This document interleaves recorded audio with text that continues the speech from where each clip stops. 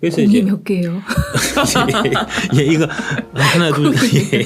일시 백천 만십만 백만 천만 억 그다음에 억십억 백억 천억 조 그다음에 경 해잖아요. 자. 드디어 해가 나온 겁니다. 야.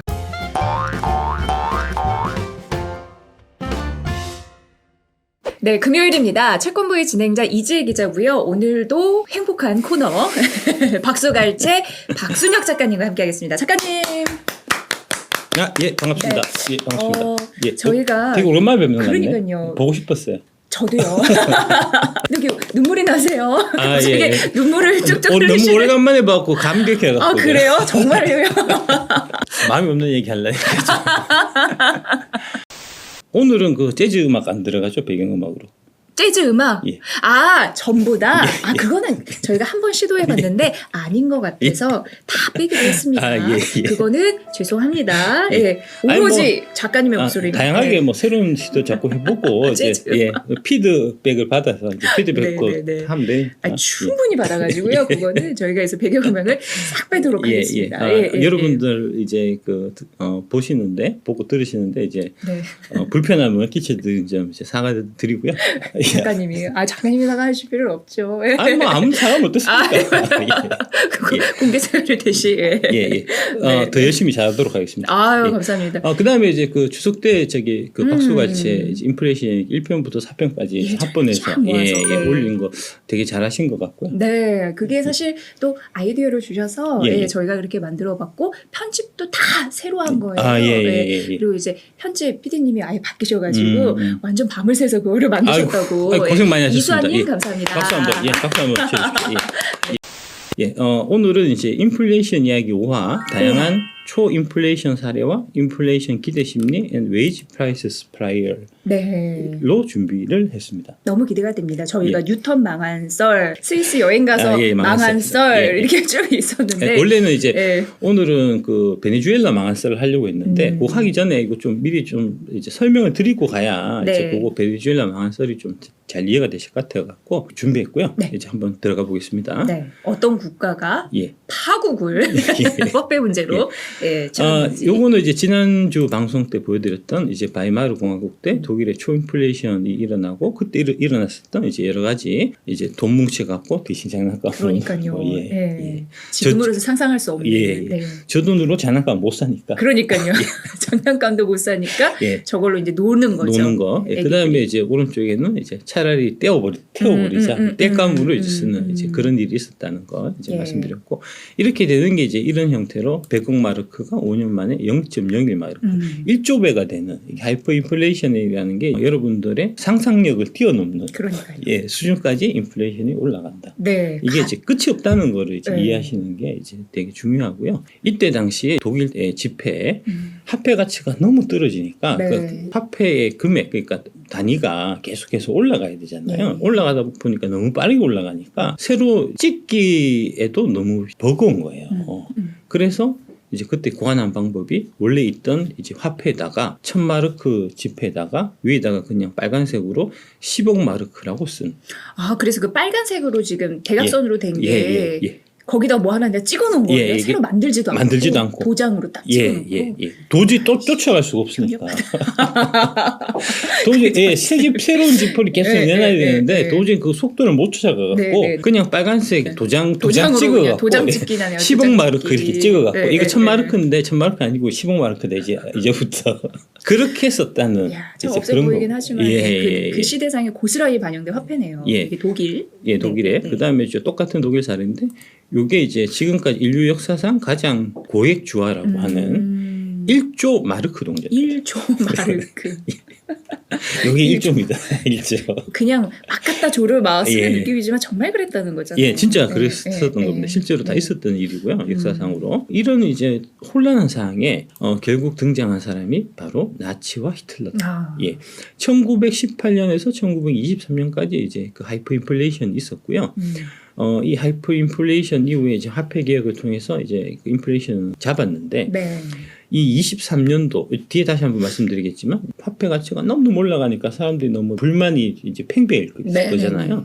그때 이제 국민들을 선동하면서 이제 나타난 해전같이 떠오른 스타가 나치 정당의 이제 히틀러고요. 이때부터 조금씩 이제 지지율이 올라가기 시작해서 30년 이제 선거에서는 10%가 넘어갔고 결국 33년 되면은 이게 이제 지지율이 30%, 33% 이때 기록해서 네. 이제 제1당이 되고 그러면서 나치가 이제 수권 정당이 되고 그 이후에 헌법을 바꿔갖고 이제 독재자의 길로 가는 나중에 가면은 이제 90%씩 나오잖아요. 네. 다른 정당은 없애버리는. 거의 절대 지지를 예, 어쨌든 마음을 얻었다는 거잖아요. 그렇습니다. 예, 네. 마음을 얻게 만든 네. 당을 만든 게 바로 이제 이 기존 정치인들이 이제 인플레이션을 잘 관리를 못해갖고 그 하이퍼 인플레이션이 일어나서 네. 이제 먹고 살기 힘드니까 그러면은 이제 누가 구원자가 나타나서 오히려 좀 구원해 줬으면 하는 그런 상황에 이런 형태 독재자들이 나타나서 사람들을 좀 극단적인 상황으로 좀 네. 몰고 가고 결국은 이게 1939년 세계 제2차 대전까지 연결됐다. 그렇죠. 예. 나치라고 여러분들이 알고 계시는데 극우 정당 이렇게 하잖아요. 근데 사실은 사회주의 정당이에요. 네. 사회주의는 원래 좌파잖아요. 원래는 사회주의 정당이었다고 이게.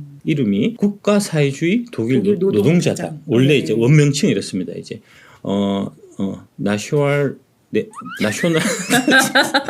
아니 어제 내가 준비해 또 왔는데 또 읽으려고 잘 안 돼. 여기 고등학교 때 제외국어 독일어 했거든요. 그러죠. 아일리 디히 뭐 이런 거. 아이리에 디비 그런 거. 다스 덴다스. 이게 아마 나치오날 소시알리스틱 도이체 아르바이트 파티. 됐다. 예. 이렇게 길어요 원래. 네. 명칭이 국가사회주의 독일 노동자당. 나셔널이라는 거는 독일에서는 국가도 되고 민족도 되거든요. 그래요? 그래서 이제 국가사회주의 독일 노동자당 혹은 민족사회주의 독일 노동자당 이렇게 해석이 되고요. 그거를 이제 너무 기니까 줄여서 이제 우리가 나치 하는. 나치로. 예. 네. 이제 그런 형태다라고 보시면 되고 이게 처음 등장한 게 1919년 1월 5일 베르사유 조약. 저희가 수많이 들었던. 베르사유 조약 그 이제 전쟁 배상금 때문에 사실은 하이퍼 인플레이션이 생긴 거니까 네. 그 베르사유 조약에 반대하는 사람들이 처음에 만든 게 나치당이다. 하이퍼 인플레이션하고 바로 직접적으로 이제 이런 형태로 이제 연결되는 이때 대표는 이제 안톤 디렉슬러라는 사람이고요.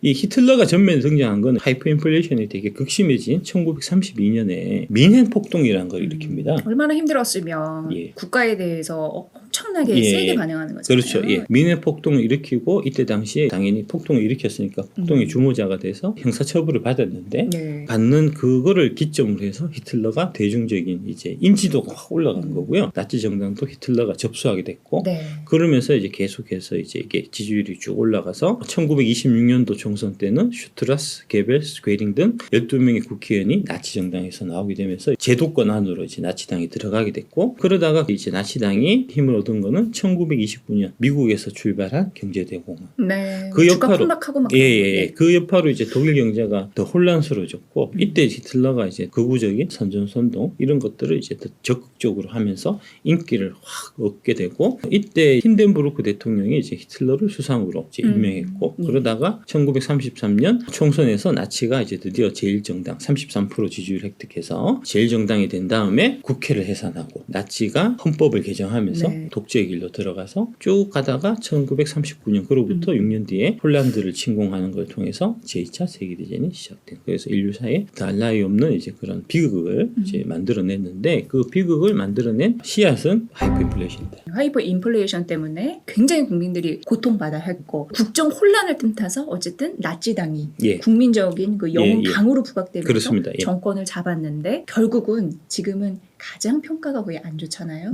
그렇죠. 네, 게다가 2차 세계 대전까지 연결되는 그런 교리를 했다. 예. 요거를 좀 말씀해 주셨습니다. 예.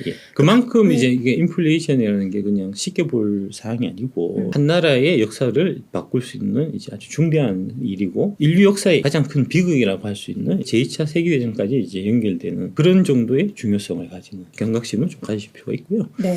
하이퍼 인플레이션을 말씀드리면 하이퍼 인플레이션이라는 거는 정의는 매월 최소 50%와 같은 높은 수준의 인플레이션이 나타나니까 연 50%가 아니고요. 매월 월간, 예, 월 단위로 네. 예. 월간 50% 이상 이제 올라가야 초인플레이션이라고 하는 겁니다. 네. 지금 뭐 미국이 작년에 뭐 9% 10% 이렇게 인플레이션 돼갖고 네네. 이 인플레이션 어떻게 사냐 했지만 그거는 이제 초인플레이션 근처도 못 가고요. 이때 당시 예. 사람들이 느끼기에 지금을 바라보면 웃기는 소리 약간 그렇습니다. 있다고 예, 그렇습니다. 지금 막 네. 수준 이런 약한 거는 소리, 약한 이러면서. 소리죠. 예. 초인플레이션은 인플레이션이 일정 기간 동안 통제할 수 없을 정도로 상승하는 경우를 의미하고 이 정리는 이제 밸류체인 타임스 블로그에서 제가 이제 갖고 온 거고요. 네. 정부가 화폐를 찍어서 위기에 대응하면 초인플레이션이 발생할 수 있다. 아까 보여드렸던 고액건들을 이제 남발하는 이런 것들 때문에 초인플레이션이 생기고 이제 밀턴 프리드만이 인플레이션은 언제나 화폐 현상이다라는 이제 명언을 남기신 바가 있고 네. 이런 하이프 인플레이션의 불을 보호하기 위해서는 상품이나 부동산 그다음에 주식 같은 비현금 자산에 투자해야 된다.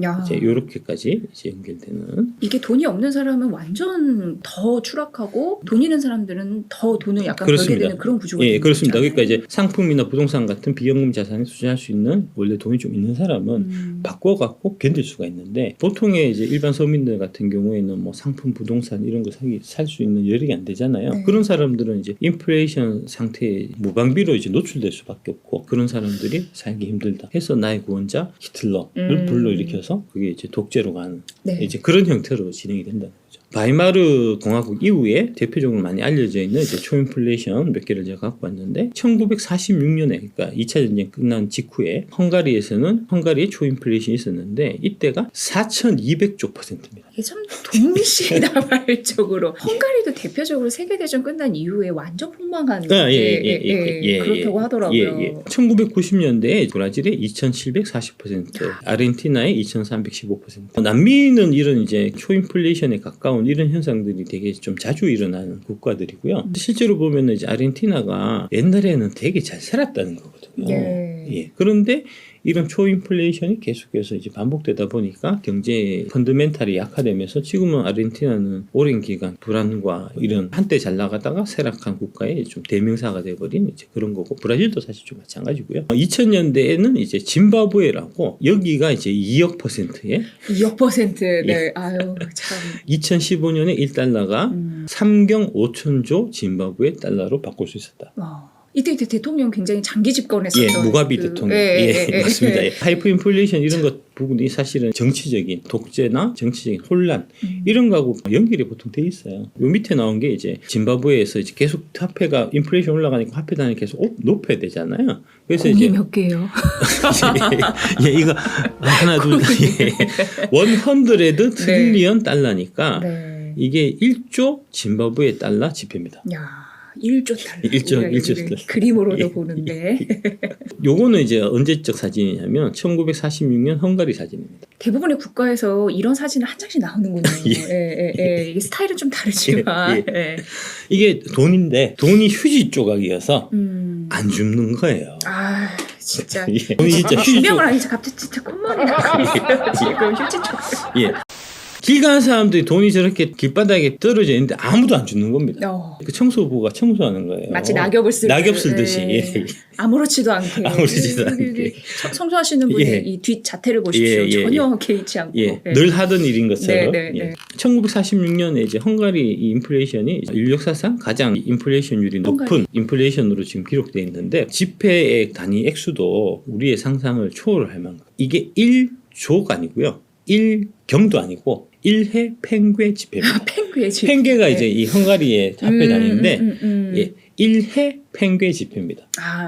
1회는 10의 20승입니다. 1십 100천 만십만 백만 천만 억 그다음에 억 10억 100억 1000억 조 그다음에 경 해잖아요. 드디어 해가 나온 겁니다. 드디어 1회 팽괴 지폐 이제 나왔던 거고요. 이게 왜 이게 인플레이션이 생겼냐? 로버트 무가베 대통령이 정권을 잡은 후에 백인들의 토지를 몰수하고 흑인에게 무상분배하는 정책을 펼쳤다. 이게 불평등하고도 다 관계가 돼 있어요. 이제 뭐 아르헨티나, 브라질, 다음 주에 다루게 될 이제 베네수엘라 똑같이 빈부격차가 되게 이제 구조적으로 그렇죠. 좀 극심한 나라예요. 네, 네. 이런 나라들의 이제 이런 초인플레이션 현상들이 이제 대체적으로 좀 반복돼서 일어나는 그만큼 이제 한 사회가 어느 정도 평등함을 유지할 수 있게끔 정치인들이나 이제 국민들이 항상 이제 그런 문제에 대한 문제의식을 가지고 이제 가야 될 필요가 있는 게 바로 이런 겁니다. 빈부격차가 계속 극심화되면 이렇게 초인플레이션들이 한 번씩 일어나서 경제를 완전 붕괴시켜 버리거든요. 망가뜨리고. 그러면은 네.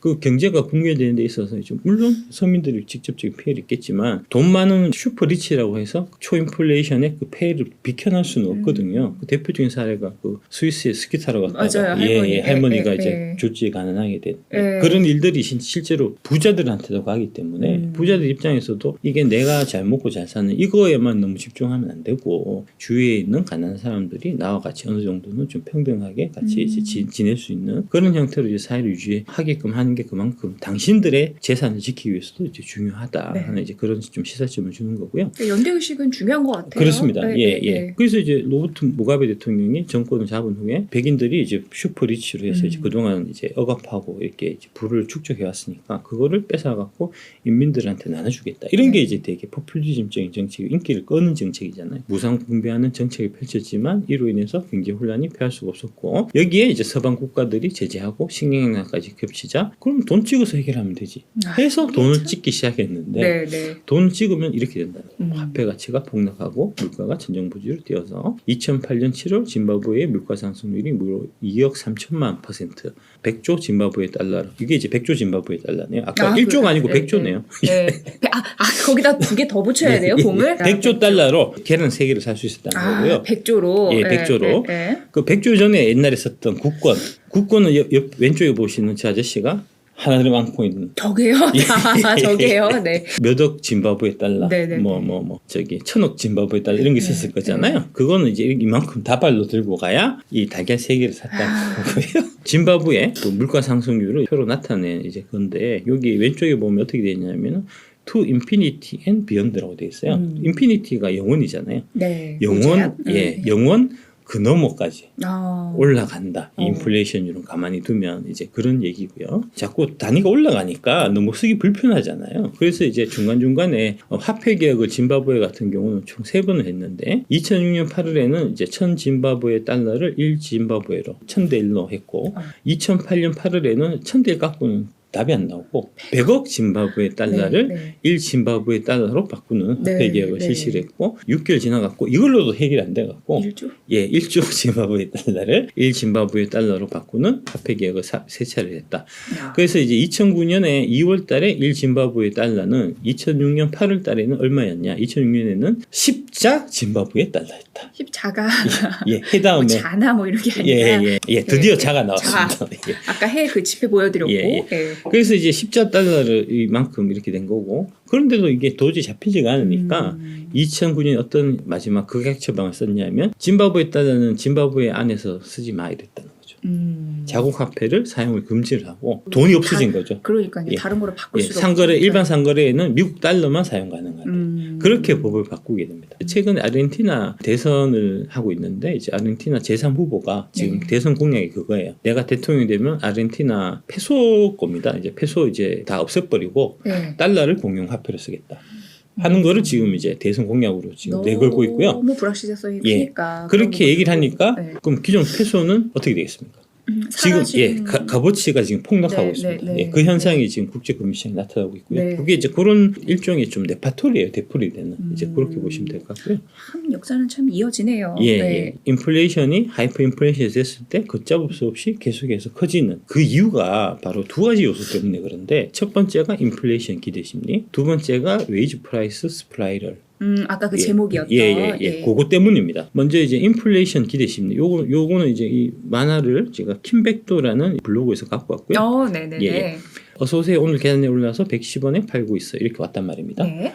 계란값이 또 올랐네. 다음 달에 계란값이 또 오르겠지라고 생각하고 갔는데 네, 네. 가니까 어서 오세요. 계란값이 또 올라서 120원에 팔고 있어요. 아니라 다를까 올랐고. 예, 올랐어요. 또 올랐어요. 그럼 그냥 계란 10개 주세요.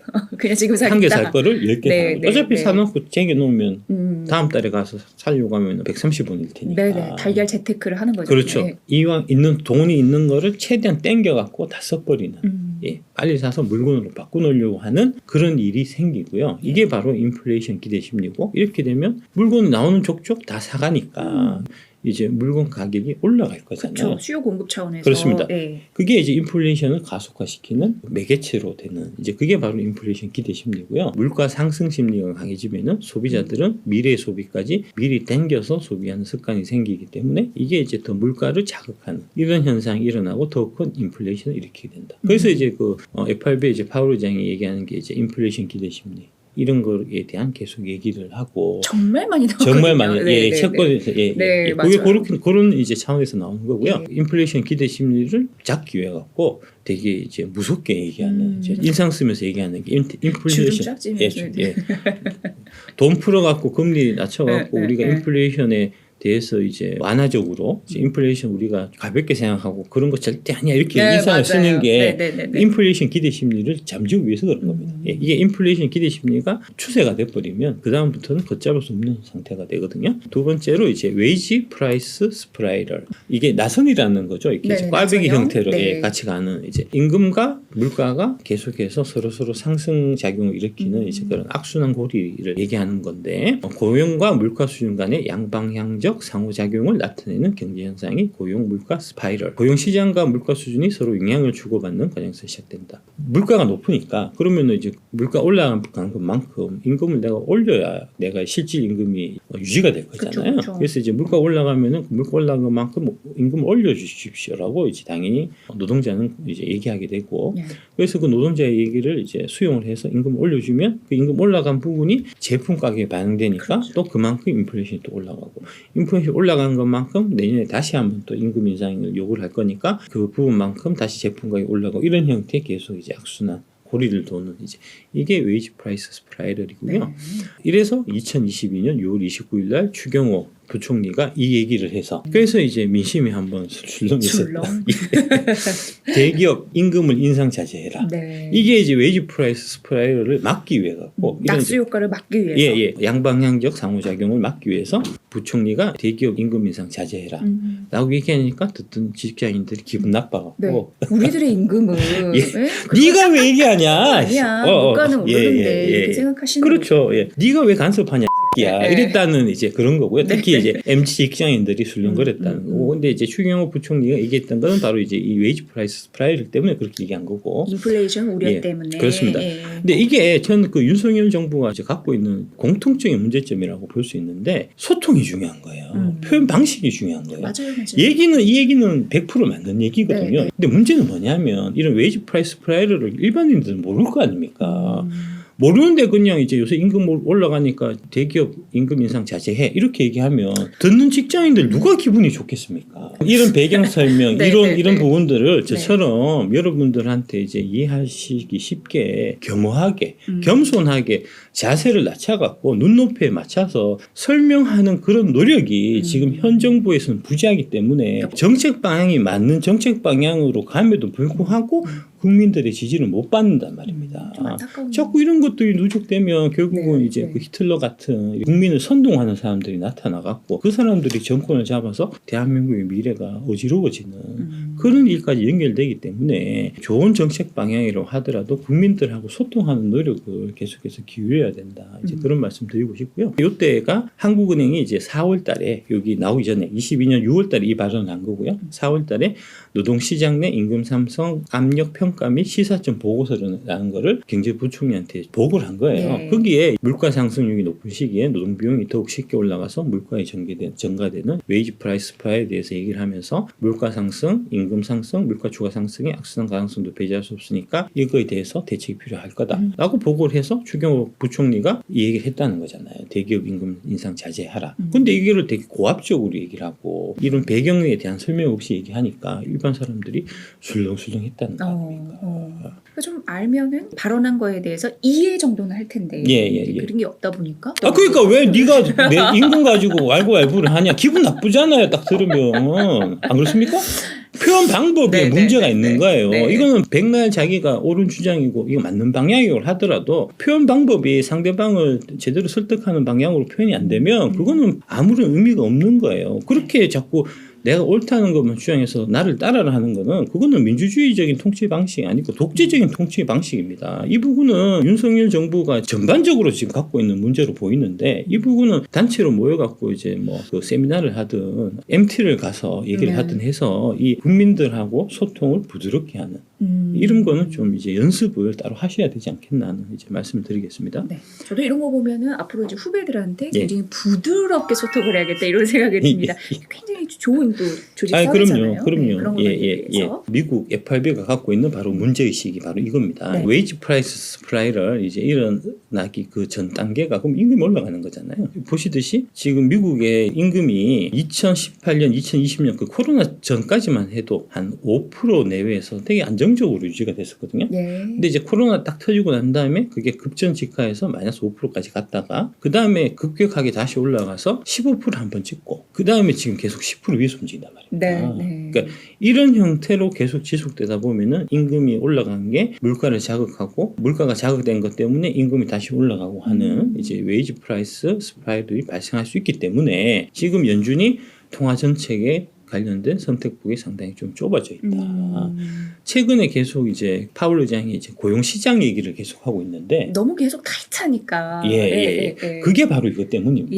이제 이런 맥락을 전체적으로 이제 이해하시고 보면 작금의 이제 사항을 잘 이해하실 수가 있을 거고 채권뿐만 아니고 증시도 지금 미국 그 FRB의 금리 관련 발언 이제 그 스탠스 따라서 좀 완화적인 얘기를 하면은 주가가 올랐다가 인상 쓰면 주가 떨어지고 이게 이제 반복하고 있고 관련된 지표로서는 지금 가장 중요하게 자꾸 얘기가 되고 있는 게 식지 않는 미국의 고용시장, 고용시장 상황 따라서 이게 이제 계속 등락을 하는 일들이 채권시장뿐만 아니고 주식시장에서도 계속 발생하고 있는데 이게 바로 이런 뒷배경이 있다 하는 거를 좀 이제 이해하시는 그런 시간이 되셨으면 좋겠습니다. 그러니까 인플레이션은 노상 강도만큼 굉장히 위협적이고 청부살인만큼 치명적이다라고 저도 준비를 많이 해야 되니까 제가 이렇게 박준현 작가님 맨날 이렇게 열심히 하시는데 저도 뭘 하고 준비를 누가 한 얘기입니까? 이게 40대 대통령이 레이건 대통령이 했다고 합니다. 대통령이 했다고 합니다.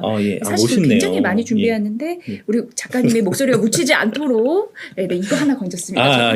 그렇게 얘기했답니다. 그럼 다시 한번 해주시죠. 되게 좋은데? 인플레이션은 노상 강도만큼 위협적이고 청부살인만큼 치명적이다. 그렇습니다. 실제로 그렇습니다. 그러니까 그런 부분들을 제가 계속해서 반복해서 자꾸 보여드리는 게 원래 자기가 경험하지 않은 거는 감이 잘 안 오거든요. 그래서 이제 과거에 이런 역사적인 사례들이 많이 있고 이거는 FRB나 이제 이런 금융정책 하시는 분들은 다 아는 얘기예요. 당연히 저도 공부 많이 했으니까 당연히 알지만 근데 이제 이런 사람들이 지금 갖고 있는 생각하고 일반인들이 갖고 있는 생각하고 간에 많은 괴리가 있는 거잖아요. 그렇죠. 이게 제대로 된 민주주의 사회가 되기 위해서는 이렇게 정책을 결정하시는 분들이 갖고 있는 이런 생각들을 쉬운 언어로 녹여서 일반 시민들이 이제 알 수 있게끔 전달해주는 사실 그런 역할이 필요하거든요. 그런 역할을 하는 사람이 언론이나 이런 부분들이 지금 상당히 좀 부족하고 제가 이제 채권부위를 통해서 그 역할을 하고 있다. 그러니까 채권부위는 부드러운 소통에 힘쓰겠습니다. 이 부분은 상당히 좀 중요한 부분입니다. 지금 이제 현 윤석열 정부에서 고민하셔야 될 부분이 저는 이 부분이 아닌가 싶어요. 그러니까 아까 추경호 그 부총리가 한 이 말씀은 이제 이런 관계에서 보면 너무나 지당하고 이렇게 해서 이런 말씀하셨구나 하는 부분인데 말 자체를 되게 느끼기에 일반 시민들이 이제 고압적인 형태로 느끼니까 술렁이고 이렇게 여론이 떠나가게 하는 그런 이제 역할로 작용할 수 있으니까 이런 부분을 특별히 좀 조심해 주실 필요가 있고 소통에 대한 노력을 더 많이 기울이실 필요가 있지 않겠나 하는 이제 당부의 말씀을 드리면서 오늘은 여기서 마치도록 하겠습니다.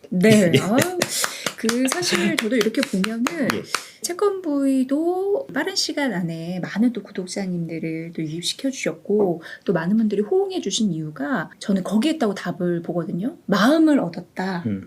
박순 작가님 마음을 얻었고 그래서 그런 노력들을 지속적으로 해야겠다라고 저도 마음을 먹었거든요. 앞으로 나만 잘 사는 게 아니라 좀 이웃도 좀 돌아볼 수 있는 그런 넉넉한 마음을 가진 그런 게 좀 필요하지 않나라는 생각 갑자기 또 하게 되네요.